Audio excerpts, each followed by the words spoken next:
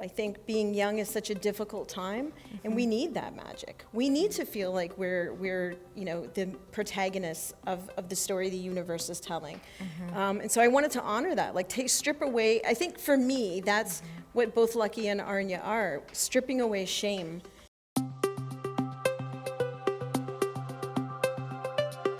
To the Harbor Grace excursion with the voice to have. Books really saved my life. So let's start with the title and the oracle and get into the prologue. So these three spellbinding women dressed to kill arrive at an office building in LA, and they get into an elevator behind gold doors. Where are these women going? Why are they coming together? Who comprises the oracle? Okay, so the oracle is made up of the mother, maiden, and crone. And so they are three women who together are the coven engagement oracle for a what seems to be a headhunting firm called VenCo. The coven engagement oracle, of course, means that they're the CEO of this company.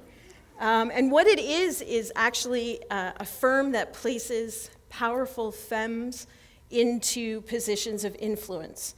So we think about getting that sort of feminine knowledge into Congress, changing laws, running corporations, or maybe running them into the ground, and really changing the world. And it's done in a way that is very inside of the capitalist structure that they're trying to pull down.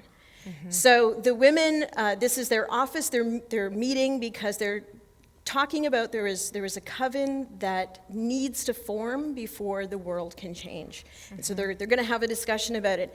And I want to say there is one man in that scene. His name is Israel. And I don't know if anyone watches the Boulet Brothers Dragula. Does anyone watch that? Oh my God, go home and watch the Boulet Brothers Dragula. It's like horror, filth, glamour, drag. It's amazing. But they have, their assistant is a leather daddy named Israel, and I totally just stole him and put him in my book.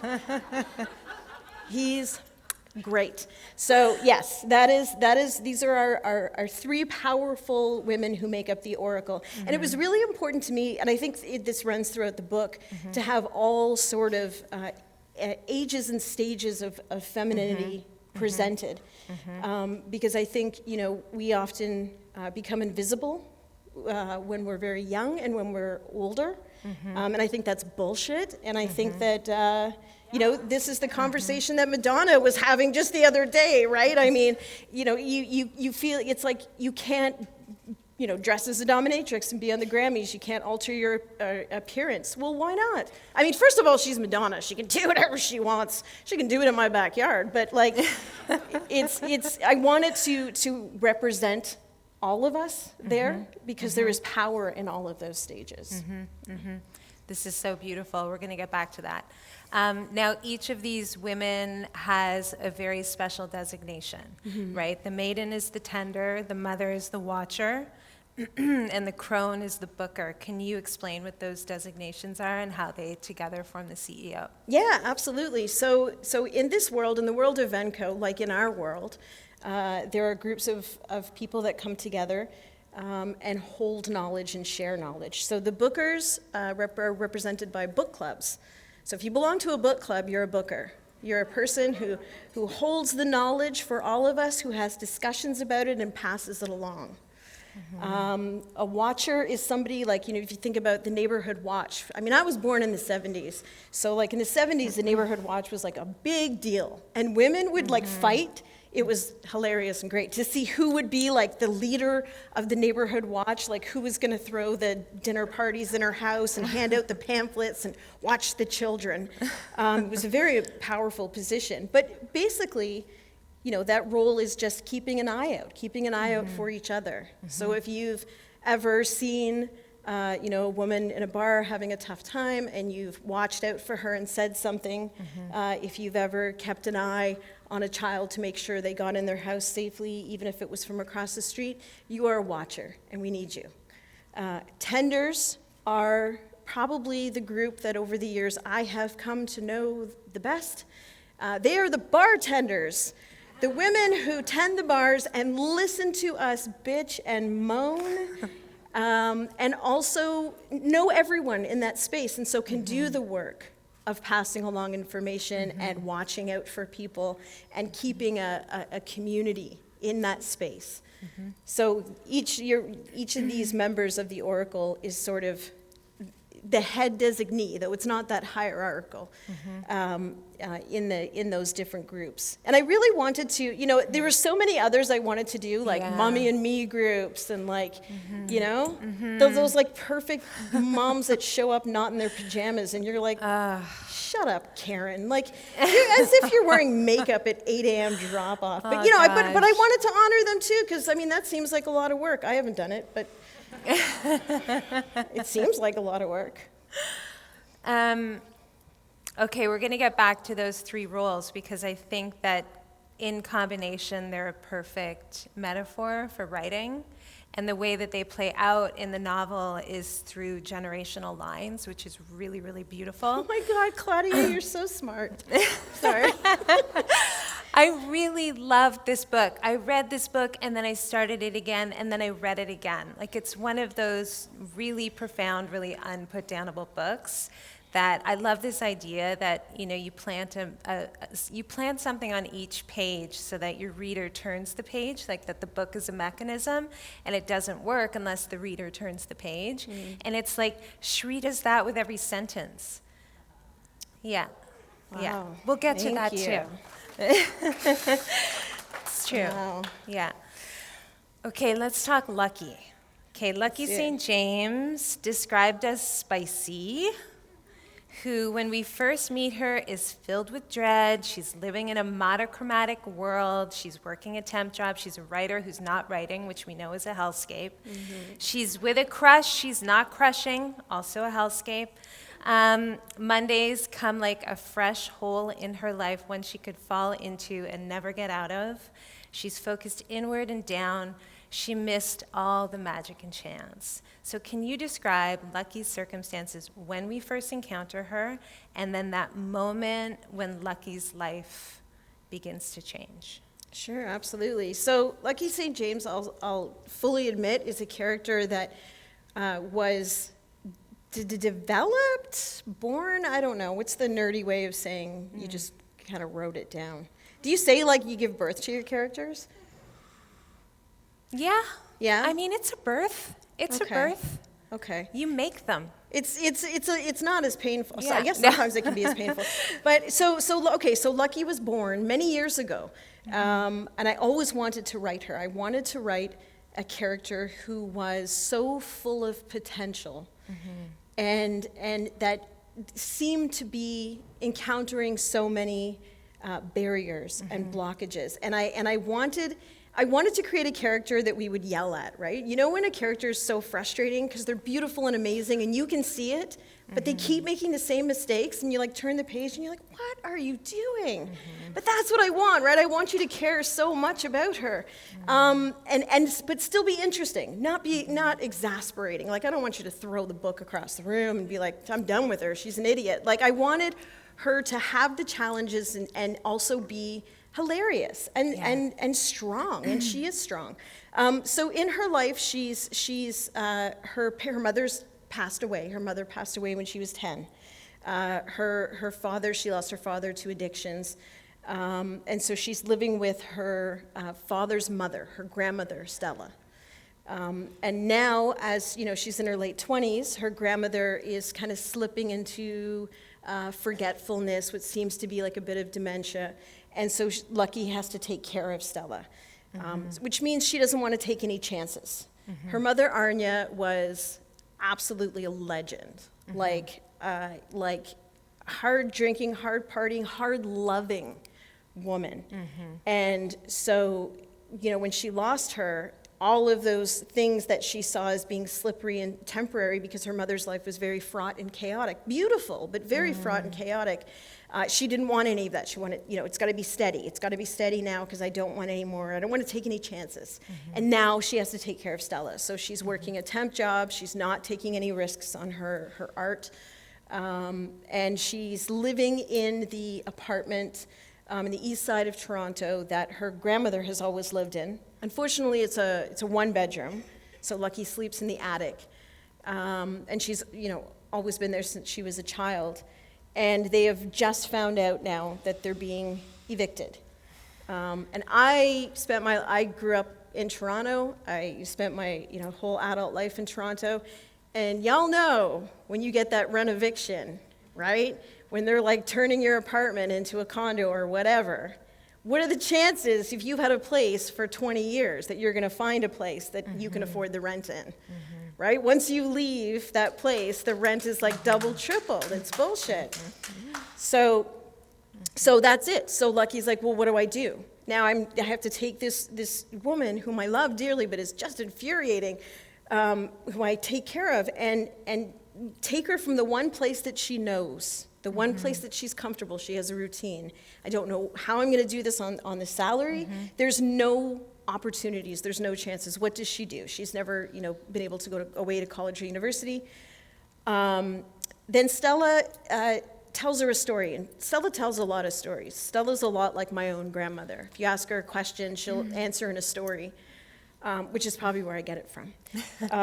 So she tells her a story. Next door there was a psychiatric facility, and back in the day, in the 50s and 60s, they had a patient who tunneled out, but he tunneled through the building instead of just down and out the side. So we got to the other side, the foundation collapsed, and so she's recounting the night, and she's telling Lucky, they never found him. And I'm sure he found his way over into our basement. There's a metal cabinet down there, and I heard all kinds of noises, and Stella got the landlord to go check it out. He's like, it's just animals messing around. Don't worry about it.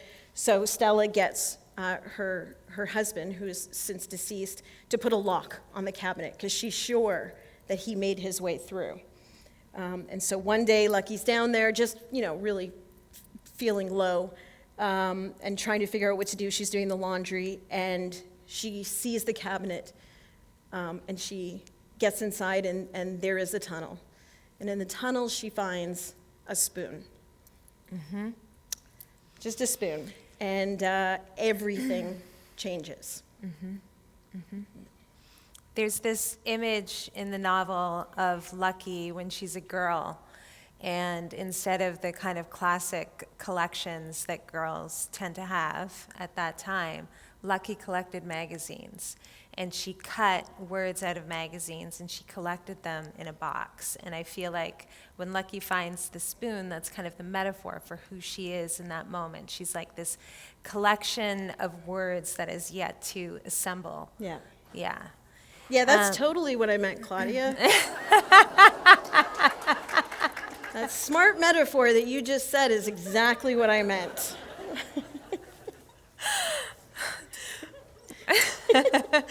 Oh gosh. Okay. Yeah, we never have fun. So the matriarchy. This novel is really a love letter to the matriarchy. The narrative voice has this light, beautiful touch. It never centers or overplays itself. And it's really in the service of the characters and the telling of this story, but it's suffused with this force of love. And it's written in the third person, in closed third, with so much passion and tenderness and humor, so much humor. And as I was reading, I was like, what is this force? What is this force? And then I recalled the dedication at the top of the novel, and Cherie's dedicated it to her daughter. And I thought, that's it. It's the force of the narration is the force of the mother's love. You really feel it, sentence to sentence. So Lucky's mother, as Cherie said, is Arna. And I love this character. She's so charismatic. She's so mercurial. And there's this perfect line about Arna. With just one sentence, she could make Lucky feel both panic and relief. It's so beautiful. These characters that we write so lovingly, it's because we know them in our lives and our imaginations, or we need to know them. We need them in our lives and in our imaginations. And, we talked about like the birth of a character, but can you identify where, I know how close you were with your mare and her sisters, where Arnia came from, where Lucky came from? Yeah, so Lucky is what I thought I was when I was like an emo. Yes. When I was like a teenager, I'm like, my God, my problems are really profound and very unique. No one else has had these problems. But I wanted to honor that, right? That like the sort of humiliating, I mean, when you look at it, when you're looking back, you feel a kind of tinge of embarrassment about, being young and thinking that every day is the best day or the worst day, and it's only happening to you. But I think there's also medicine in that. I think that's beautiful. I think being young is such a difficult time, and we need that magic. We need to feel like we're the protagonists of the story the universe is telling. And so I wanted to honor that, like strip away. I think for me, that's what both Lucky and Arnia are, stripping away shame. And I think shame is something that is given just in an abundance to women and to queer people. We are handed so much shame as an inheritance. And I always say, I was saying this to my daughter the other day, it's fine to feel pressure. It's good to feel weight, but you can't feel it from the top down. You can't feel it as this systematic pressure that's pushing you down. You have to feel it as yourself pushing you forward. And the only way to move the weight from up here to behind you, to hold you forward, is to get rid of shame. And so Arnia she's a local at the bar. She gets into fist fights. There's a scene where her Lucky and her are dumpster diving, and they find a beautiful bed in the trash on garbage day, and she's excited, right? She brings it back, it's on the cart, and she sets it up, and she's singing. And yeah, people are looking, and she doesn't give a fuck if people are looking, because she's got a great bed, and she's going to take it home for them, and they're going to sleep like the queens that they are in this bed. And so I think truly that's what it is. And every character is based, for me, on a sort of quilting of a bunch of different personalities. I think Arnia reminds me most of a really good friend of mine who's incredibly strong, just a phenomenal, single mother, but also an advocate, also, works for her nation and community, and also will throw a punch. I have been there in the middle of a fight where I'm like, we should go home, this is a bad idea. And she's like, hold on, just, and I love that. Not violence, everyone. I'm not saying we should all just start. Wouldn't that be funny, though? What would the library do if I was just like, let's do it? I won't do it. I promise I won't do it. Cherie flipped the table. Yeah. I wonder if I could. This looks pretty. I could. Okay. If we run out of questions, we might have to hold you to that. Okay, I'm just gonna move around a little bit because that prompted a thought, which is that Arnia dies when Lucky's 10, and she dies of cancer, and she dies fast and brutally, as these things go, and ends up living with Stella. And in the novel, you can, you never want to judge a character, especially one like Arnia. In the novel, you can think, oh, here's this mother who's only there for fantasy and rarely there for reality, for the real kind of labor and like monotony of mothering. And as the novel progresses, you see that she has taught Lucky her most important lessons, and she has given Lucky her most critical tools. And so I guess I keep thinking of it as like critical instruction from the afterlife, and it really winds its way through the book. And I don't know, maybe this is more a comment than a question, because it's obviously something that you believe in. Yeah, absolutely. So, it's interesting because, I read a lot of, I did a lot of research for this book. And so I read a lot of sort of, modern contemporary witch works, and I also read, all of the books. And there was a lot, because the printing press really came into prominence when they were through the Inquisition, through that period. It was one of the main purposes of popularizing the printing press, was to produce this anti-witch literature. So I went back and found all of those documents. I also looked at things like, Eliphas Levi, the Doctrine of Magic, the early works of Thelema, Order of the Golden Dawn, Gardidian Wicca, anything that I could find. Talk to everyone, just to try and understand, because there is a connection. And so there are all these different doctrines and beliefs and schools of thought, but there is a connection. And so what is it that I really wanted to say? What was it, right? So I looked at everything. And really, it occurred to me that the one message that kept recurring was that it was people, that witches were people who were fully and completely themselves, who defied. I mean, we know this. Witches were often the stand-in for queer storylines when they couldn't be told. It was people who defied gender norms. It was, women who had jobs or who lived with other women. It was people who couldn't be commoditized, and so they had to be gotten rid of. And so I wanted to talk about that. That's the thing that I wanted. I'm like, I think we've forgotten that. I think there's this amnesia that if we are fully ourselves, unapologetically, and yes, there's danger in that, then we are powerful. There is no man, no system that could hold you down if you are you're embodied in yourself, living in every cell to your full potential. And so every witch that comes into this coven, there is no, yes, there is, the metaphor of the spoon, there is the way that they come together, but how they really get to that moment is the moment when they name themselves, when they hold themselves fully, and when they live without shame, when they are fully themselves. That is the power. That is the thing that has been forgotten, and that's sort of the wake-up call of the book. Yeah, it's really beautiful. You get to see, so the coven is made up. When we meet Lucky, there are 5 in the coven, and the coven, to become complete, needs to be 7. So there are 2 missing witches. And we get to hear the stories of the coven witches, and it's what Cherie is talking about. It's this moment of readiness, and Freya has a beautiful quote to that effect. Like, you don't arrive at the coven when you want to. You arrive when you're ready to inhabit yourself.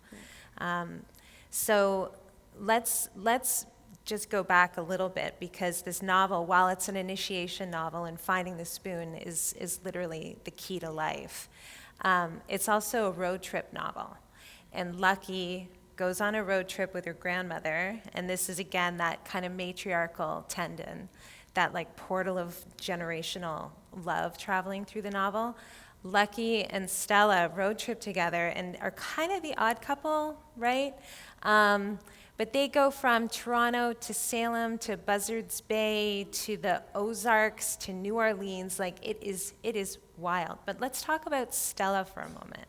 Stella, Lucky's grandmother, and this role of the caregiver, and how it's maybe more traded than Lucky might admit to as the road trip progresses and Stella's dimension seems to recede. Yeah, Stella was, it's funny because Stella is a lot like every time, I shouldn't say every time, sometimes when I write, there's a character that I think is representing something, an idea, a thought. I'm holding a place with this character. And they're sort of going to be on the periphery. That's going to be their role. And then they kind of stand up and are like, oh, I think the hell not. I think this is my story. And so I have to clear space for them, and that was definitely Stella. And it was interesting because I wanted to honor her as a woman. So she's given the role through Lucky's eyes. So, when we see her, we're introduced to her through Lucky, that she is forgetful, that, she's telling all these crazy stories all the time, that she's, wanders away sometimes, that, Lucky has to take care of her, and Lucky can't take any chances or, any opportunities because of Stella. But that's not who Stella is. She's not defined by any sort of weakness or interpretation of her. And she is, really living. Like, yes, maybe she's causing problems for Stella or for Lucky and, making people worry, but also she's kind of like, meh. Like, this is what I want to do. I want to watch Dracula at full blast at 3 a.m. And I'm 77 years old, so I'm going to do it. That's what's happening. Sorry, you got to work tomorrow. While listening to La Boheme and setting off the fire alarm. Okay, she does those things too, with her but teeth she in a doesn't glass. mean to. Yeah, so and I liked the idea that as they were, because this is what I think a lot of times when we are not moving towards something, if we are just moving away, Yeah. right? If there's a difference between running away and running towards. And so I think if we're running away from reality, we're not at our best, right? We're in survival mode. We're not thriving. We're not living in every cell. We're not living a tactile life. If we're running towards something, we're observant. We are involved. We are figuring things out. We are utilizing all parts of us. And so I love the movement of the road trip, and I love road trips. So I love the movement of the road trip. And, Stella we see her change. We see her, she's remembering more than Lucky gave her credit for. She's holding things together. She's coming up with solutions.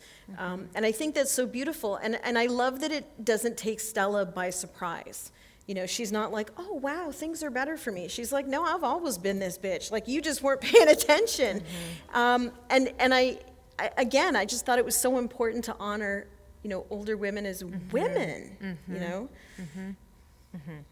Well, that's one of the beauties of this book, too, is that every female character, they're so dimensional. They're all so dimensional. It's like each one gets to be the heroine in her own right, the heroine of her own story, in her power, in community.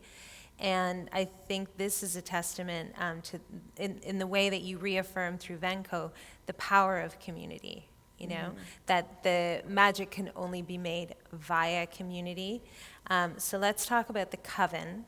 It has 5 members, as I said, when the book starts, but needs 7 to be complete. And the spoon is key. This is the key to the coven and the key to life. And each character has their own stumbling upon the spoon's story. And it's a transformative moment in her life. In a tunnel, a window frame, a graveyard. I was so drawn to Freya's story, and I was hoping you could tell us her spoon story, her readiness story. Yeah. Yeah. So Freya, every witch that's in the coven, I did not create them, I didn't have a checklist, right? I wasn't like, I should have this kind of witch and I should have this kind of witch. I just thought about that feeling, right? That feeling of living your best life, of being true community, of who could possibly change the world. I don't have the answer, but if I could pick sort of my fantasy team of who could change the world, and then went from there. I've read some reviews and comments about the book saying, it's really diverse. And I suppose it is, but that wasn't, there wasn't a checklist. It wasn't like, well, let's take one from each bin. It was just who could change the world. And so, of course, there are indigenous witches, black witches, Asian witches, queer witches, and Freya is our beautiful young trans witch. And because we need her, because we need our trans kin, because that's just it. There's no changing the world without them. There's no, I think, and it's important to bring that into every space. It was really important for me to bring Freya into this space and to hold that space for her. And her story is the story of, and it was heartbreaking to write, and it was, I approached it with, it was the story that took me the longest, because she was so important, and so beautiful and so fierce, like really, really strong, like who I want to be when I grow up. You know, if I was growing up into a beautiful 19-year-old witch, that would hopefully be Freya. So, but hers was the story of, she had always been Freya. There was no, oh, suddenly one day I made a change. She was always Freya. When you hear her story, even when other people are calling her a different name, and they're forcing her to live in a different way, her voice, she is always Freya. So there is no, sudden change. There is just the day that she stands up and speaks her name. Yeah. And holds it for herself. And the way that it's narrated, she's always referred to as she, even Absolutely. even in her home. Absolutely. When she's being called by her dead name. Yeah. Yeah. Yeah. It does. If someone else is dead naming her in her past, Yeah. That doesn't change who she is. That Yeah. doesn't change who Freya has always been. She has Yeah. always been Freya. So she is remarkable. She's also the one, which I'm sure we'll talk about later, but in adapting for film, that I am incredibly involved in. I'm like, here's my casting dreams, it's Hunter Schafer. It's Hunter Schafer, guys. It has to be Hunter Schafer. Oh my God. Anyways, yes. So but she is incredibly important, and she's incredibly important because she represents one of the things that Lucky needs to learn, which is joy. Right? Here is this character who we think, things must be so difficult, and so we're going to hear a sad story, and we're going to. We're going to lament, and she's horrible things are going to happen. No. Freya represents joy. For that exact reason we talked about earlier. When you can stand and be fully yourself, that's when everything changes. So, of course, Freya is the one that represents joy. Freya, too, there's a moment where kind of caregiving of Stella becomes sort of burdensome, worrying for Lucky, and Freya's the one who identifies Stella. She says something like, "Bitch is authentic, and I've always loved authenticity." Yeah. It's such a great line, and it's like Freya really sees Stella. Yeah. Yeah. Yeah. Yeah. Yeah, they have a fun Stella relationship. sees Freya too. Yeah. Yeah. Now, like in all the best stories, of course, the coven has a super hot enemy. Oh, we're already at, really? Okay, we've talked for Did half we an run hour. out of time? Oh no, have we talked for 45 minutes? Tragic. Okay, All right, guys, ready? We're not gonna end on the hot guy, but we do need to just What? briefly Okay. talk about him. We Okay, need the to talk about apex it. predator Listen, psychopath. One of my with the braid. core responsibilities in life, I believe, is to bring back the hot bisexual villain.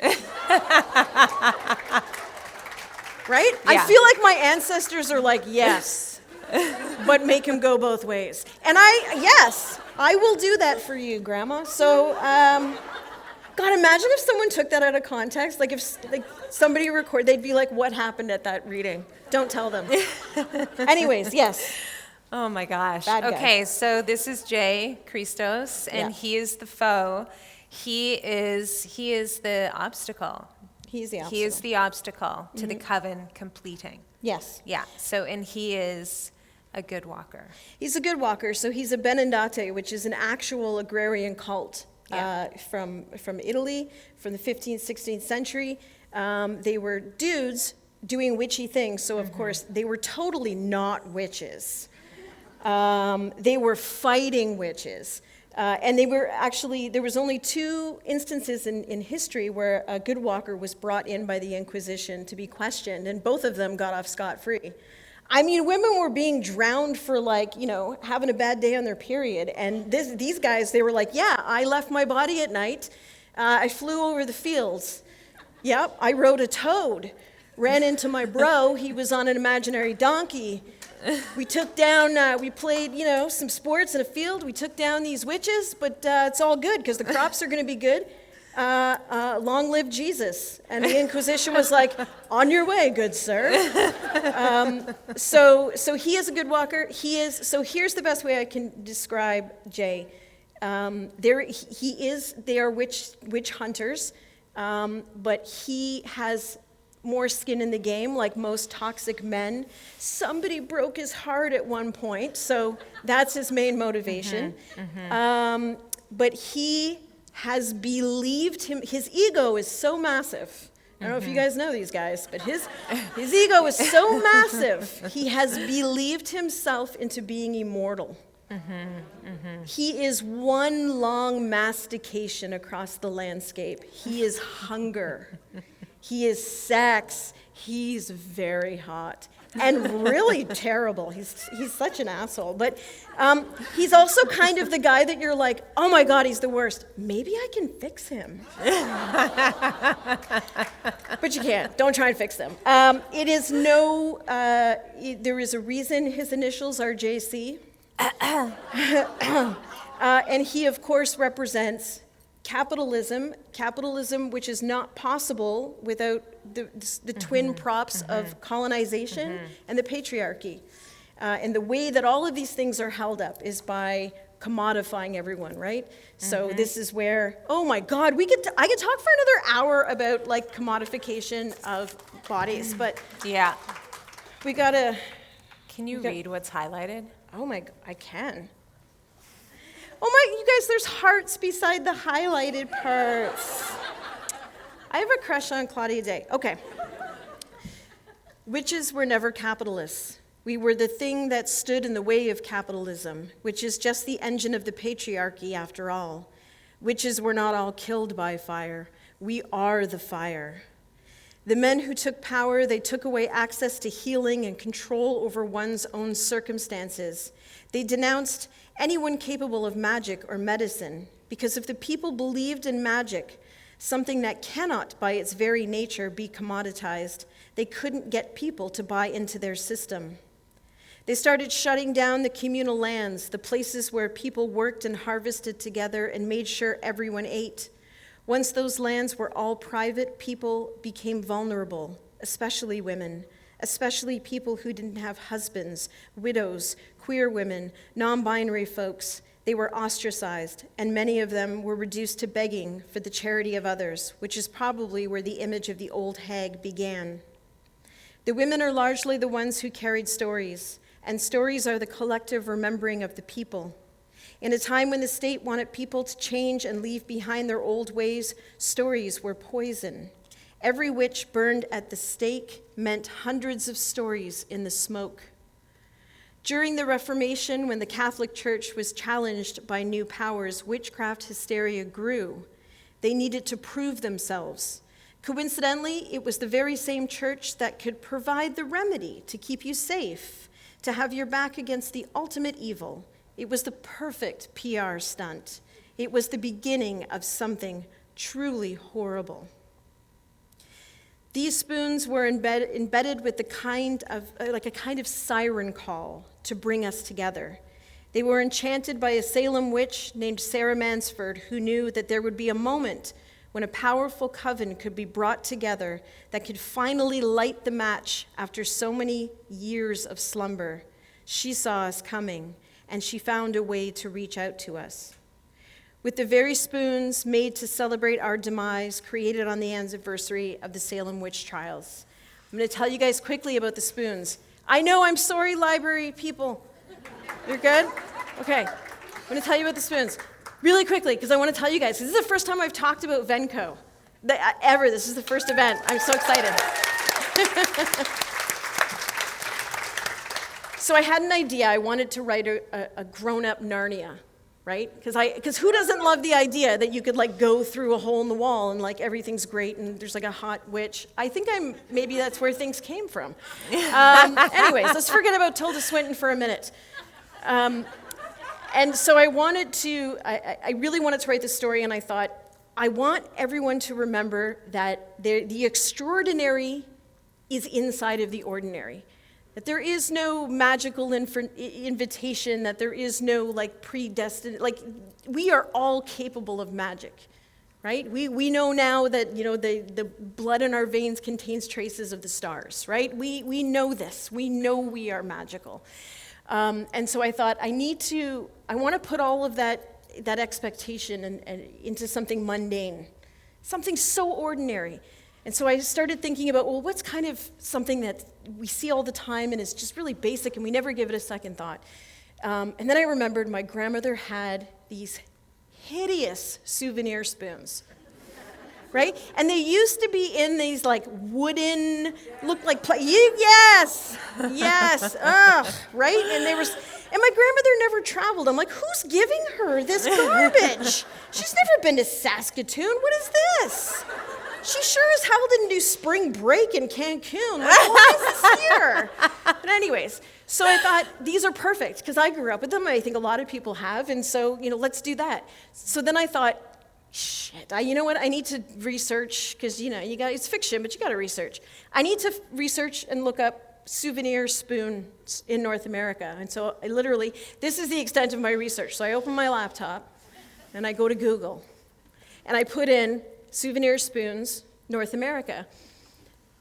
And the first souvenir spoon in North America that was made for mass consumption was the 1892 Salem witch spoon. And it was created on the 200-year anniversary to celebrate the witch trials in Salem. And they came out right after the son of the jewelry store owner, Daniel Low and Company. And by the way, the jewelry store was in a Unitarian church in Salem that used to be a meeting house where they had the witch trials. He had gone to Germany, in the area of Germany known as the Brocken, which is supposed to be the place of the original coven gatherings. Oh. He came back, and they put the spoon into production. And so I ordered one, because I was like, I feel like I need this. Maybe it'll change my life. And spoiler alert, it didn't change my life, but it's cool. It's a cool story. And I have that spoon. And I actually have a ring made from one of the original 1892 Salem spoons. So I just wanted to say that, that's the whole deal with the spoons, because sometimes people are like, what the hell are you doing? It's a spoon. I'm doing something, people. You just have some faith. It was an idea that started, and then the universe was like, here's a subtle, tiny hint that this is the story you should tell. Bam!